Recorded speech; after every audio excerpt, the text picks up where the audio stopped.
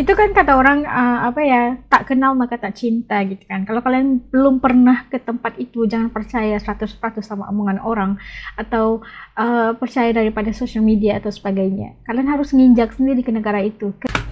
次は私がずっと行きたかったお店があって、今日 Oh, はそこ Jepang で ini. ご飯を食べたいと思います。多分この辺にあると思うんですけど、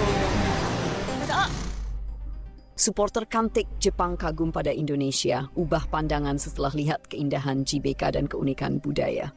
Kalau kamu suka video ini, jangan lupa klik tombol like, dan kalau kamu belum subscribe, buruan deh karena tombol itu nggak akan menggigit kok. Dan subscribe itu gratis, lebih murah dari kopi kamu hari ini. Nggak akan menggigit. Laga kualifikasi Piala Dunia antara Timnas Indonesia dan Jepang akan segera berlangsung di Stadion Utama Gelora Bung Karno, Jakarta. Pertandingan yang dijadwalkan pada 15 November 2024 ini menjadi sorotan besar bagi publik sepak bola di Asia. Di balik antusiasme jelang pertandingan, terdapat cerita menarik dari seorang supporter cantik asal Jepang yang tiba di Jakarta untuk mendukung timnya. Kedatangannya di Indonesia ternyata mengubah pandangan awalnya tentang negara ini. Sebelum tiba di Indonesia, seperti sebagian orang Jepang lainnya, supporter bernama Sakura ini memiliki pandangan bahwa Indonesia adalah negara miskin, kumuh, dan tertinggal. Stigma negatif ini tampaknya tidak lepas dari stereotip dan kurangnya informasi mengenai Indonesia. Namun, setelah menginjakkan kaki di Jakarta dan menyaksikan langsung budaya, keindahan alam, serta keramahan masyarakatnya, pandangan Sakura berubah drastis. Terkejut dengan keramahan orang Indonesia.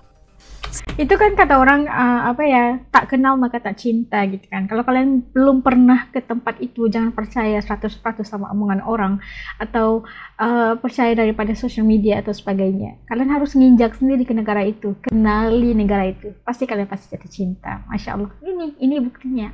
Sakura bercerita bahwa ia merasa terkejut dengan keramah tamahan masyarakat Indonesia. Berbeda dengan Jepang yang terkenal akan individualismenya, di mana interaksi antar warga bisa sangat minim, Indonesia memberikan pengalaman yang berbeda. Sakura mengungkapkan, di Jepang, saya memiliki tetangga yang sudah tinggal berdampingan selama 15 tahun, tapi hingga kini saya bahkan tidak tahu namanya. La ilaha Berbeda di illallah Indonesia, Muhammad Rasulullah. orang-orang di sini sangat ramah dan mudah diajak berbicara. Ia menambahkan, kok bisa-bisanya ya nggak kenal sama tetangga sendiri? Ada ya gitu. Tapi itu yang terjadi realitasnya kalau di negara-negara Inggris juga kayak begini. Mungkin karena kesibukan kehidupan mereka itu kayak gitu, sehingga mereka itu nggak nyempat tanya atau ngobrol sama tetangga. kan bahwa di Indonesia seringkali orang tak segan menanyakan asalnya atau mengajaknya berkomunikasi meski baru pertama kali bertemu. Pengalaman ini begitu membekas di hati Sakura yang merasa lebih diterima dan dihargai di negeri orang ketimbang di negerinya sendiri. Ia merasa kehangatan dan keramahan ini menjadi salah satu nilai lebih masyarakat Indonesia yang jarang ia temui di negara-negara lain. Enak ya, Indonesia, negara yang kaya budaya dan kuliner. Tidak hanya soal keramahan, Sakura juga terpukau dengan ragam budaya yang ada di Indonesia. Ia takjub melihat betapa kayanya Indonesia dengan berbagai macam budaya, suku, dan tradisi. Sakura mengatakan bahwa Indonesia menawarkan sesuatu yang unik di setiap daerahnya. Di Jakarta saja, ia sudah dapat melihat keanekaragaman budaya yang tercermin dalam makanan hingga seni. Makanan di sini sangat enak dan beragam. Saya mencoba beberapa masakan Indonesia dan rasanya benar-benar unik, ujar Sakura. Ia mengakui bahwa kuliner Indonesia menjadi salah satu daya tarik yang membuatnya betah dan ingin kembali lagi ke negara ini. Menurutnya, masakan Indonesia memiliki cita rasa yang khas dan sulit ditemukan di Jepang. Selain itu, Sakura memuji banyaknya tempat wisata indah di Indonesia. Meskipun kunjungannya singkat, ia berencana untuk kembali lagi ke Indonesia, khususnya untuk mengeksplorasi Bali, Yogyakarta, dan beberapa destinasi wisata alam lainnya yang sudah terkenal hingga mancanegara. Takjub dengan keindahan Gelora Bung Karno. Salah satu hal yang paling membuat Sakura terkesan adalah megahnya Stadion Utama Gelora Bung Karno. Ia menyebut GBK sebagai stadion yang luar biasa indah dan salah satu yang terbaik di Asia. Sakura menyatakan kekagumannya terhadap arsitektur stadion yang ikonik dan memiliki kapasitas besar untuk menampung puluhan ribu penonton. GBK adalah stadion yang luar biasa. Atmosfernya menakjubkan dan stadion ini benar-benar memberikan kesan yang mengerikan bagi tim lawan. Tidak Iya heran kan? jika banyak tim nasional asing Menggerunkan merasa untuk tim terintimidasi lawan. ketika bermain di sini, ungkapnya. Sakura juga menyoroti fasilitas yang lengkap di stadion ini. Menurutnya, dengan kapasitas dan fasilitas yang dimiliki JBK, Indonesia seharusnya bangga dan bisa menjadi tuan rumah ajang internasional lainnya, Iya. bukan hanya pertandingan sepak bola. Melihat kualitas stadion yang sebanding dengan stadion-stadion ternama di Jepang dan negara-negara maju lainnya, Sakura menyesal pernah menganggap Indonesia sebagai negara miskin dan tertinggal. Indonesia bukan sekadar Jakarta. Sakura mengakui bahwa kesan kumuh dan miskin yang pernah ia pikirkan hanyalah hasil dari asumsi semata. Setelah datang langsung, ia sadar bahwa Indonesia sangat luas dan memiliki potensi besar di banyak bidang. Ia menyadari bahwa Jakarta hanyalah satu bagian kecil dari negara ini, dan masih banyak daerah-daerah lain yang menyimpan pesona tersendiri. Sakura juga menyebut bahwa keindahan Indonesia tidak hanya terlihat di kota-kota besar, tetapi juga di berbagai daerah yang mungkin belum dikenal banyak orang asing. Di akhir cerita, Sakura menyampaikan penyesalannya karena pernah memiliki pandangan negatif tentang Indonesia. Ia merasa beruntung bisa berkesempatan melihat langsung sisi lain dari negara ini yang ternyata penuh dengan keindahan dan potensi. Menurutnya, pengalaman ini mengajarkannya untuk tidak langsung menghakimi suatu negara hanya berdasarkan apa yang ia dengar atau lihat dari media. Dukungan dan harapan untuk pertandingan sebagai supporter Jepang, Sakura tetap berharap bahwa timnya bisa tampil baik dan meraih poin dalam pertandingan kualifikasi ini. Namun, ia mengakui bahwa dukungan dari supporter Indonesia di stadion akan memberikan tekanan besar bagi timnas Jepang. Sakura juga berharap agar pertandingan ini berlangsung dengan sportif dan mempererat persahabatan antara kedua negara. Pertandingan Indonesia melawan Jepang ini tidak hanya menjadi ajang kompetisi antar negara, tetapi juga menjadi momen untuk menunjukkan citra positif dari masing-masing bangsa. Sakura berharap supporter dari kedua negara bisa saling menghargai dan menciptakan atmosfer pertandingan yang kondusif. Ketua Umum PSSI, Erick Thohir, menegaskan target ambisius yang kini menjadi sorotan dalam dunia sepak bola Indonesia. Ia bertekad untuk membawa tim nasional Indonesia, yakni Timnas Senior, Timnas U12, dan Timnas U20 untuk berlaga di ajang sepak bola tertinggi dunia, Piala Dunia.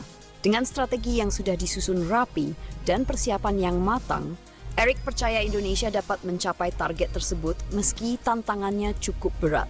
3 timnas yang ditargetkan ini masing-masing memiliki pelatih dengan gaya dan pendekatan berbeda. Timnas senior berada di bawah asuhan pelatih Shin Tae-yong yang dikenal dengan pengalamannya di Piala Dunia bersama Korea Selatan. Timnas U19 kini diasuh oleh Nova Arianto, sementara Timnas U20 dipimpin oleh pelatih berpengalaman Indra Syafri. Ketiga pelatih ini dipilih bukan hanya karena pengalaman dan kemampuan teknis, tetapi juga karena dianggap mampu membawa mentalitas juara dan semangat pantang menyerah dalam diri para pemain muda. Dalam sebuah kesempatan usai memantau kondisi lapangan Stadion Utama Gelora Bung Karno di Senayan, Jakarta, Erick menyatakan bahwa dirinya memiliki harapan besar dalam setiap pertandingan timnas. Kalau saya selalu setiap pertandingan timnas Indonesia ingin dapat poin, ungkapnya kepada awak media. Menurutnya target untuk mencapai Piala Dunia bukan sekadar impian, tetapi sebuah tujuan yang nyata dan bisa diwujudkan jika timnas terus menunjukkan peningkatan dalam setiap Ketua dengan pimpinan yang ada dalam diri Pak Erick Thohir ini membawakan tim Garuda ini ke satu level yang luar biasa. Kita karena apa ya, kalau ketua atau komandernya itu luar biasa, anak-anaknya juga pasti akan menjadi majunya itu atau jayanya itu luar biasa. Ini buktinya Pak Erick Thohir berjaya membawa Indonesia, timnas Indonesia ke satu level yang Piala Dunia bukan hanya sekadar angan-angan, tapi mungkin suatu hari akan menjadi salah satu arena yang menjadi permainan untuk sepak bola timnas Indonesia. Pertandingan yang dijalani, evaluasi ketat untuk para pelatih. Erick menjelaskan bahwa baik Shin Tae-yong, Nova Arianto maupun Indra Syafri mendapatkan target yang sama, yakni membawa tim mereka masing-masing ke Piala Dunia. Ada perbedaan standar di antara ketiganya, meski kompetisi dan tingkatan usia yang mereka hadapi berbeda. Erick menyampaikan bahwa ia melakukan evaluasi ketat terhadap kinerja ketiga pelatih ini agar bisa mencapai hasil maksimal. Dalam evaluasi saya kepada Coach Nova, Coach Indra, Coach Shin Taeyong sama saja. Diberikan target lolos timnas ke Piala Dunia, jelas Eric. Pendekatan ini menjadi bukti komitmen Erick Thohir dalam membangun fondasi yang kuat bagi sepak bola Indonesia, mulai dari usia muda hingga level senior. Melalui evaluasi rutin, Erick berharap pelatih dapat mengidentifikasi kekuatan dan kelemahan tim masing-masing, sehingga mampu menyusun strategi yang efektif dalam menghadapi lawan di kualifikasi.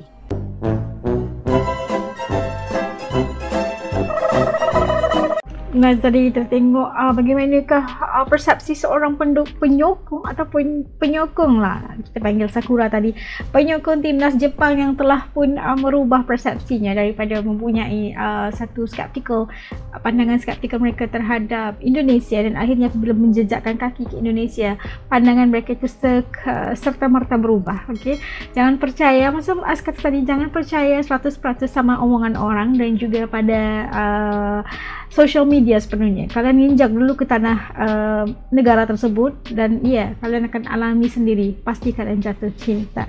Tak boleh kita judge ataupun menilai sesebuah negara itu atau apa aja dengan hanya berpandukan kepada omongan orang ataupun yang kita lihat di social media. Rasakan sendiri pengalaman itu, dan akhirnya jatuh cinta kok sama Indonesia. Dan apapun kita doakan perjuangan Pak Erick Thohir untuk melihat timnas Indonesia untuk berada pada level-level Pildun 2026 menjadi kenyataan. Harapan besar buat Indonesia, khususnya seluruh rakyat Indonesia, kami teman-teman juga di Malaysia, khususnya di Asia, mengharapkan agar mendukung Indonesia agar dapat bermain di Pildun 2026. Yang terbaik buat Indonesia, insyaAllah. Okey, kalian punya komen jangan lupa untuk titip di bawah ya, supaya As bisa baca gitu. Jutaan terima kasih buat teman-teman, dan yang baru jangan lupa untuk bantu subscribe channel. Dan sampai jumpa lagi di lain video. Jaga diri semua, semoga Allah Subhanahu Wa Taala sentiasa melindungi kita selamanya, insyaAllah. Dadah.